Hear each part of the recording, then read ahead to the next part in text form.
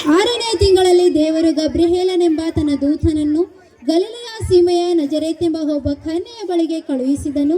ಆ ಕನ್ಯೆಯ ಹೆಸರು ಮರಿಯಳು. ಆ ದೂತನು ಆಕೆಯ ಬಳಿಗೆ ಬಂದು,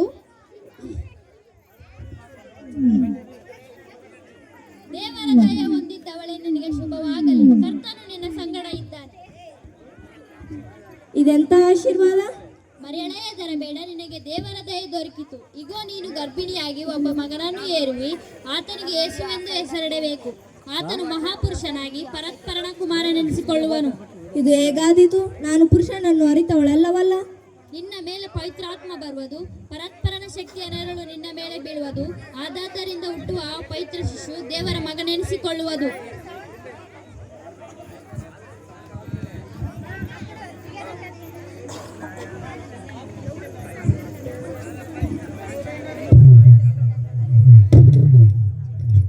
ದೃಶ್ಯ 2. ಮರಿಯಳು ಪವಿತ್ರಾತ್ಮನಿಂದ ಬಸುರಾದದ್ದು ತಿಳಿದು ಆಕೆಯನ್ನು ಬಿಟ್ಟು ಬಿಡಬೇಕೆಂದು ಯೋಸೇಫನು ಯೋಚಿಸುತ್ತಿರಲಾಗಿ ಅವನ ಕನಸಿನಲ್ಲಿ ಒಬ್ಬ ದೇವದೂತನು ಕಾಣಿಸಿಕೊಂಡು, ಎಲೈ ಯೋಸೇಫನೇ, ದಾವೀದನ ವಂಶದವನೇ, ನಿನ್ನ ಹೆಂಡತಿಯಾದ ಮರಿಯಳನ್ನು ಸೇರಿಸಿಕೊಳ್ಳುವುದಕ್ಕೆ ಅಂಜಬೇಡ. ಆಕೆಯ ಗರ್ಭವು ಪವಿತ್ರಾತ್ಮದಿಂದಲೇ ಆದದ್ದು. ಆಕೆಯ ಒಬ್ಬ ಮಗನನ್ನು ಹಡೆಯುವಳು. ಆತನಿಗೆ ನೀನು ಯೇಸು ಎಂದು ಹೆಸರಿಡಬೇಕು, ಯಾಕೆಂದರೆ ಆತನೇ ತನ್ನ ಜನರನ್ನು ಅವರ ಪಾಪಗಳಿಂದ ಬಿಡಿಸಿ ಕಾಯುವನು. ವ್ಯರ್ಥದ ಚಿಂತದಂತೆ ನಾನು ನನ್ನ ಹೆಂಡತಿಯನ್ನು ಸೇರಿಸಿಕೊಳ್ಳುತ್ತೇನೆ.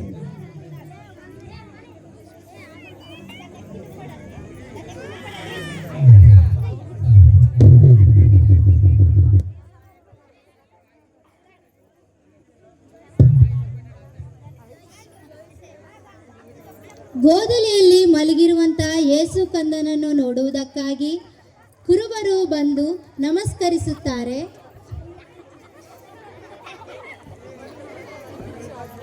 ಕುರಿಗಳನ್ನು ಸಮರ್ಪಿಸಿ ಸಂತೋಷದಿಂದ ನಮಸ್ಕರಿಸುತ್ತಾರೆ. ಹಾಗೆಯೇ ಮೂಡಣಾ ದೇಶದಿಂದ ಬಂದಿರುವಂತಹ ಜೋಯಿಸರು ಬಂದು ಅವರು ತಂದಿರುವಂಥ ಕಾಣಿಕೆಗಳನ್ನು ಬಿಚ್ಚಿ ಯೇಸು ಕ್ರಿಸ್ತನಿಗೆ ಸಮರ್ಪಿಸಿ ಯೇಸು ಕ್ರಿಸ್ತನನ್ನು ಸಂತೋಷದಿಂದ ನಮಸ್ಕರಿಸುತ್ತಾರೆ.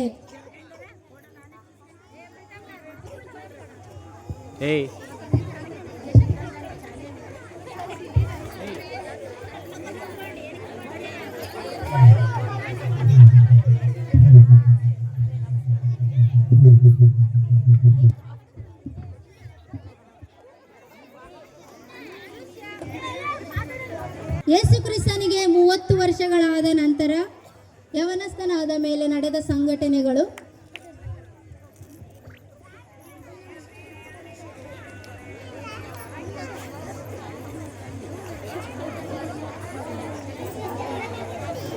ಕರ್ತನ ದಾರಿಯನ್ನು ಸಿದ್ಧ ಮಾಡಿರಿ, ಆತನ ಹಾದಿಗಳನ್ನು ನೆಟ್ಟಗೆ ಮಾಡಿರಿ ಎಂದು ಅಡವಿಯಲ್ಲಿ ಕೂಗುವವನ ಶಬ್ದವಿದೆ ಎಂಬುದಾಗಿ ಪ್ರವಾದಿಯಾದ ಯೆಶಾಯನಿಂದ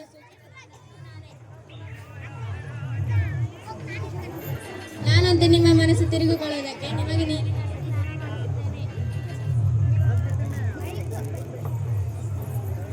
ಆದರೆ ನನ್ನ ಹಿಂದೆ ಬರುವವನು ನನಗಿಂತ ಶಕ್ತನು, ಆತನ ಕೆರೆಗಳನ್ನು ಹೊರಲಿಕ್ಕೂ ನಾನು ಯೋಗ್ಯನಲ್ಲ. ನನಗೆ ದೀಕ್ಷಾಸ್ನಾನ ಮಾಡಿಸಿ. ಪ್ರಭುವೇ, ನಾನು ನಿಮಗೆ ದೀಕ್ಷಾಸ್ನಾನ ಮಾಡಿಸಬೇಕಾ? ಸದ್ಯಕ್ಕೆ ಒಪ್ಪಿಕೋ. ಸರಿ.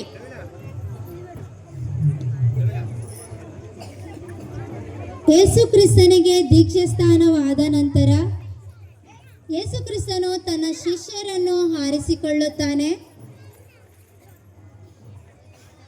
ಪೇತ್ರ, ಆಂದ್ರ